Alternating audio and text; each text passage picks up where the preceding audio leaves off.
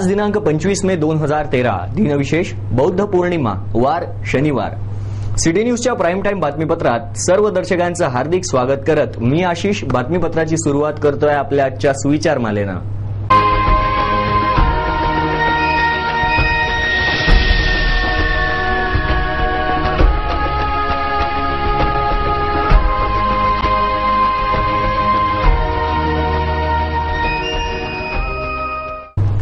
तर आता बघूया बातमीपत्रातील काही ठळक बातम्या।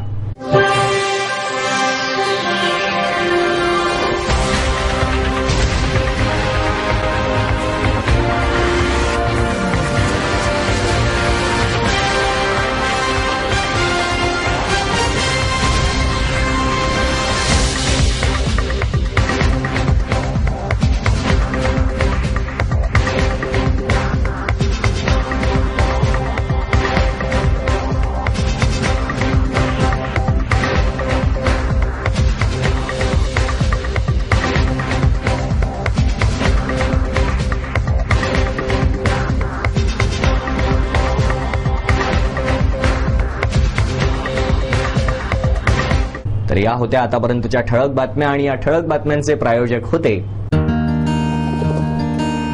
इस दिन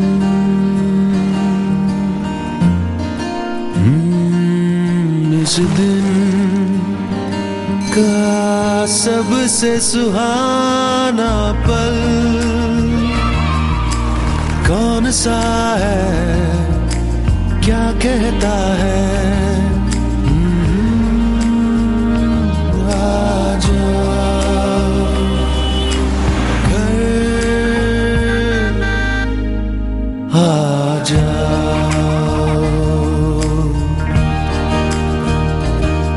इंडिया बुल्स होम लोन्स, घर आ जाओ।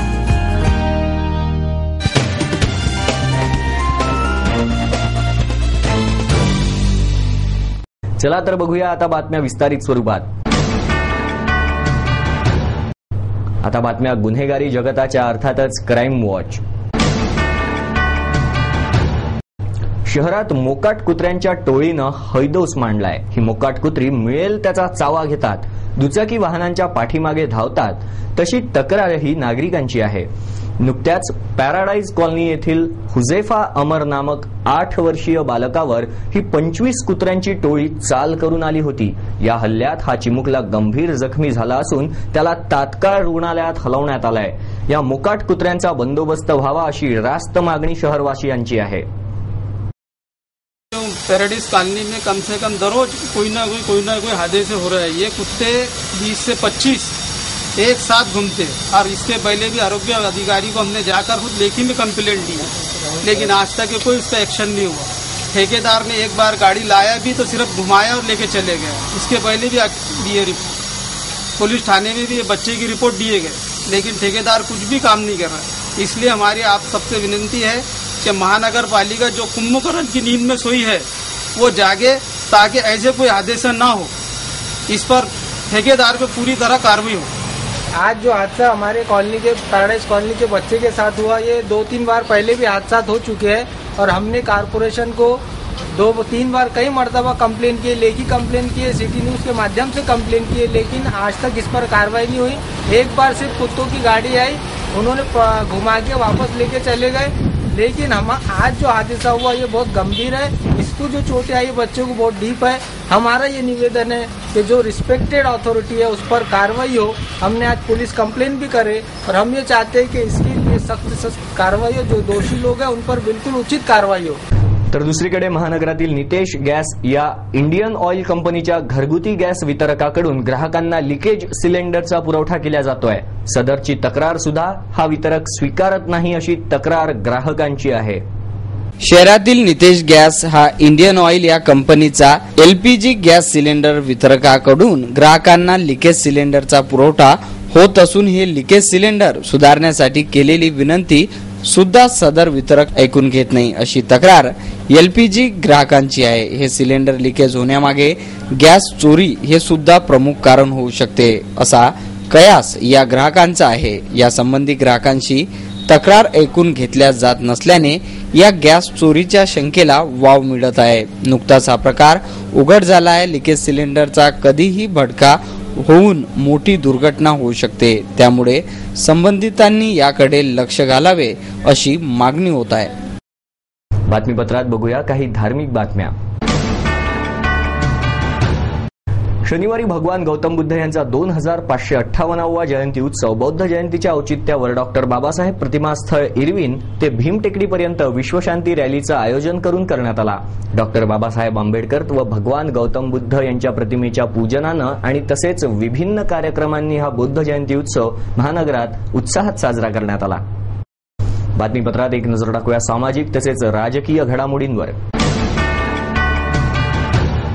राज्यातील राशन कार्ड धारकांना लवकरच बारकोडेड व कुटुंब प्रमुखाचे छायाचित्र छापलेले राशन कार्ड वितरित करण्यात येतील. या राशन कार्ड मध्ये बारकोडिंगचा कृती आराखडा केंद्र शासनाने सादर झालाय. यापुढे एपीएल राशन कार्ड धारकांना 8 किलो ऐवजी 15 किलो धान्य वितरित केल्या जाईल. तसेच केरोसिनची सबसिडी थेट राशन कार्ड धारकांच्या अकाउंटमध्ये गोळा होईल अशी माहिती सुद्धा अनिल देशमुख यांनी दिली. अन्न तसेच पुरवठा मंत्री अनिल देशमुख शनिवारी अमरावतीत आले असता त्यांनी पत्रकारांना ही माहिती देत या सुधारित नियमावलीचे उल्लंघन करणाऱ्यांवर कठोर शिक्षेची तरतूद सुद्धा बोलावून दाखवली. केरोसिनच्या बाबतीत आम्ही केरोसिनची सबसिडी थेट बँक अकाउंटमध्ये देण्याच्या बाबतीत राज्य शासनाने निर्णय घेतला होता. त्यामध्ये प्रायोगिक तत्वावर 3 जिल्ह्याची आम्ही निवड केलेली आहे. मधल्या काळामध्ये आपल्याला कल्पना आहे की मोठ्या प्रमाणात केरोसिनमध्ये भ्रष्टाचार, काळा बाजार रोखण्यासाठी आम्ही अनेक उपाययोजना केल्या आणि त्या उपाययोजना चालू आहे. पण त्याचबरोबर आता कशा पद्धतीनं आपल्याला केरोसिनची सबसिडी आपल्याला थेट लाभार्थ्यांच्या खात्यामध्ये देता येईल या दृष्टीनं आम्ही निर्णय घेतलेला आहे आणि त्यामध्ये प्रायोगिक तत्वावर 3 जिल्ह्यांची निवड आम्ही केली आहे महाराष्ट्रामध्ये. त्यामध्ये एक अमरावती जिल्हा आहे, दुसरा वर्धा जिल्हा आणि तिसरा नंदुरबार जिल्हा. या 3 जिल्ह्यामध्ये आम्ही त्याची सुरुवात करणार आहे आणि याच्यामध्ये जे काही कमी असतात थोड्या त्रुटी ज्या आढळतील त्यामध्ये दुरुस्ती करून मग संपूर्ण हळूहळू आम्ही टप्प्याटप्प्याने संपूर्ण महाराष्ट्रामध्ये त्याची अंमलबजावणी करणार आहे. अमरावती जिल्ह्यामध्ये अकाउंट उघडण्याचं काम युद्ध पातळीवर चालू आहे आणि हे अकाउंट उघडल्यानंतर पद्धत ही राहणार आहे की 1 महिन्याची सबसिडी आम्ही त्यांच्या खात्यात जमा करणार आहोत पहिल्या.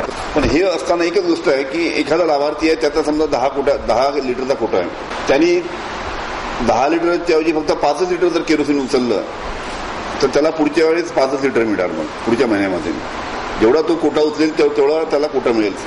कारण की अनेक ठिकाणी पाहिलं की त्याचा 10 लिटरचा जरी कोटा असला तरी उचलायच्या वेळेस ते कमी उचलतात. त्याच्यामुळे त्या पद्धतीने त्यांनी त्यांचा जो कोटा तो 100% उचलला पाहिजे या दृष्टीनं त्यांनी त्याची खबरदारी घेणं गरजेचं आहे. त्यांनी समजा 5 लिटर उचलला तर पुढच्या वेळेस त्याला तो 10 लिटर मागू शकता आणि त्याला 5 लिटर तिथे त्याला घ्यावं लागेल. आणि संपूर्ण महाराष्ट्रामध्ये जेवढे जवळजवळ 2.5 कोटी लाभार्थी आहेत त्याची संपूर्ण माहिती जमा झाल्यानंतर म्हणजे लाभार्थ्याचं नाव, त्याच्या वडिलाचं नाव, त्याच्या आईचं नाव, त्याच्या मुलं ही संपूर्ण माहिती मोठं किचकट काम आहे. त्याच्यामुळे ही संपूर्ण काम चालू आहे आणि ही माहिती जमा झाल्यानंतर आम्ही जे सध्याचे जे राशन कार्ड आहेत कागदाचे ते आम्ही बंद करून स्मार्ट कार्ड त्या निमित्तानं आम्ही देणार आहोत. प्लास्टिकचे कार्ड राशन कार्ड पुढील काळामध्ये देणार आहोत. 4 व्हीलर, ट्रॅक्टर, लँडलाईन फोन, 4 खोल्याचं पक्क घर, इन्कम टॅक्स पेअर असेल, इन्कम टॅक्स पेअर असेल त्याचं नाव बीपीएलच्या यादीत राहणार नाही.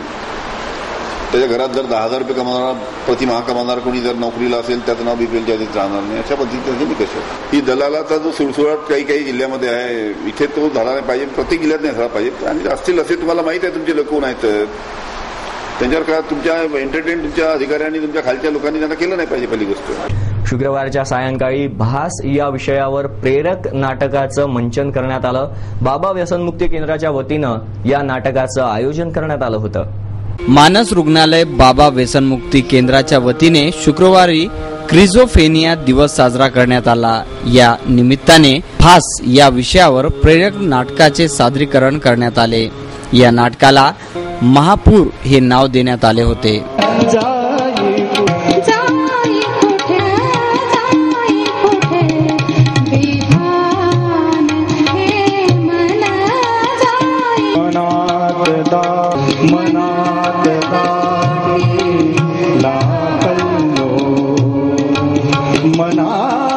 डॉक्टर श्रीकांत देशमुख, अनंत अभ्यंकर, अविनाश मोहिरे, मोना चिमोटे, शशिप्रभा चिमोटे, पवन नाटल, गजानन केतकर, वनिता केतकर आदी यावेळी हजर होते.